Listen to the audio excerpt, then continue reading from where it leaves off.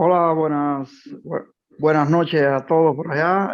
Bueno, buenas noches por acá es medianoche en Noruega. Bueno, le quería hacer un pequeño apunte.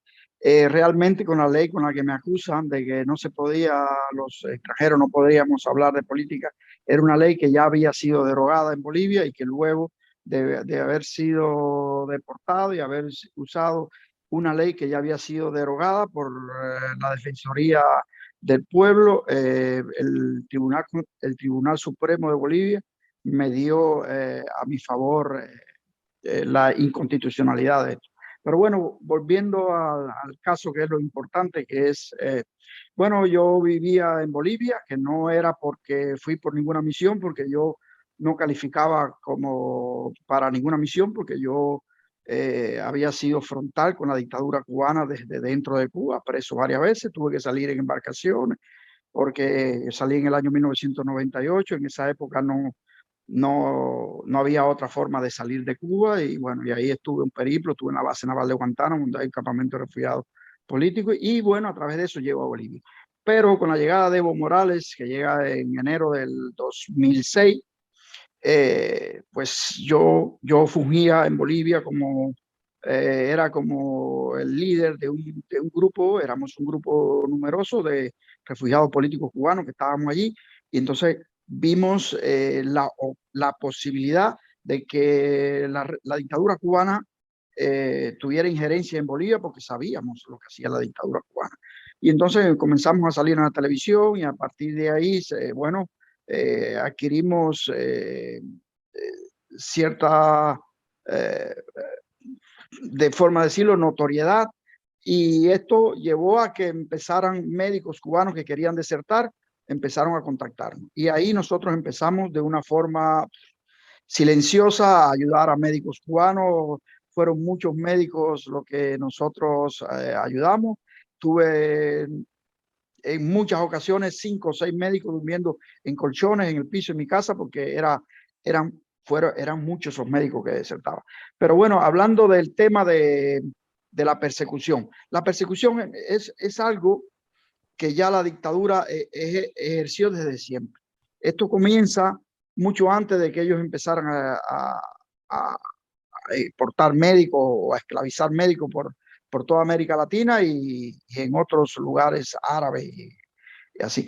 Eran los deportistas que siempre llevaban personal eh, con los grupos de deporte, llevaban ahí sus grupos de personal de seguridad. Eso mismo hacían con los médicos. Los médicos que iban a Bolivia, posiblemente un ejemplo, en un rango de 7, 8 mil entre médicos y técnicos, ahí un tercio de ellos eran agentes de la seguridad del Estado, que no tenían nada que ver con la salud, que no tenían nada que ver con algún tipo de trabajo comunitario, sino de hacer trabajos bueno, de seguridad para no solo para la persecución de estos médicos, sino otro tipo de trabajos que sí tienen que ver con implantar una dictadura, que es al final lo que terminaron haciendo allá, ¿no? De eso hay muchos ejemplos, tenemos muchos ejemplos en Santa Cruz, de cómo ellos espiaban,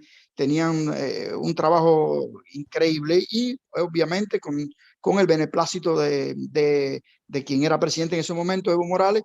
Pero ¿qué era lo primero que hacían con estos médicos? Lo primero que hacían era que le entregaban un pasaporte que no era un pasaporte el convencional, el que tiene todo el mundo, si era un pasaporte especial que hacían para esta gente y una vez que llegaban a Bolivia se lo quitaban. Se lo quitaban por dos razones. La primera razón que le quitaban el pasaporte era para dejar indocumentado a este tipo, a todas estas personas y así hacerle la vida mucho más difícil. Sin ninguna documentación, sin nada que te acredite quién eres, es muy difícil escapar. Es muy difícil, yo tuve a muchísima gente y era muy complicado hacerle toda la documentación para poder viajar a otro país e incluso a los Estados Unidos, que era el destino en aquel momento que se abrió una ley para ayudar a todas estas personas que escapaban. Y la segunda razón por la que podían hacer este tipo de cosas era sencillamente porque en los países donde ellos operaban, estos gobernantes se lo permitían. En caso de Evo Morales, normalmente el pasaporte es un documento que es personal, que es privado y que no debe estar en manos de otra persona, y que nadie en ningún otro país donde uno pueda ir debe ser indocumentado. Bueno, entonces, ese eran lo típico que hacían, pero tenían otro tipo de mecanismo. Por ejemplo, en los mismos grupos tenían personal que ya habían sido captados por la seguridad del Estado y que eran una especie de delatores, chivatos le llamamos nosotros, y entonces era muy complicado. Y entonces ellos creaban ese temor entre todos y todo el mundo se sentía espiado, se sentía que el de al lado, el que trabajaba contigo, el que dormían en las mismas habitaciones, porque dormían en grupos, estaban siendo espiados. Y entonces eso impedía que entre ellos tuvieran algún tipo de conversación para intentar algún tipo de actividad, como de escapar, por ejemplo. La otra cosa, mira, yo tuve casos muy típicos. Le queda un minuto, por favor. Bueno, casos muy típicos, y en el caso de Santa Cruz la Sierra, Bolivia, por ejemplo, hay un personaje que es allí muy conocido, que se llama Osvaldo Chato Peredo, hermano de los Peredo, que estuvo con el Che Guevara, que tenía una clínica. Esa clínica fungía como un centro de la seguridad del Estado. Ahí yo en un día voy a socorrer a un chico que ya estábamos en planes para que iba a escapar, y me llama, yo tuve que ir con el auto, lo recojo, y el otro que andaba con él no pudo, eran dos, y al otro se lo llevan preso. ¿Y se lo llevan preso a dónde? A esa clínica. El chico termina quitándose la vida en esta clínica.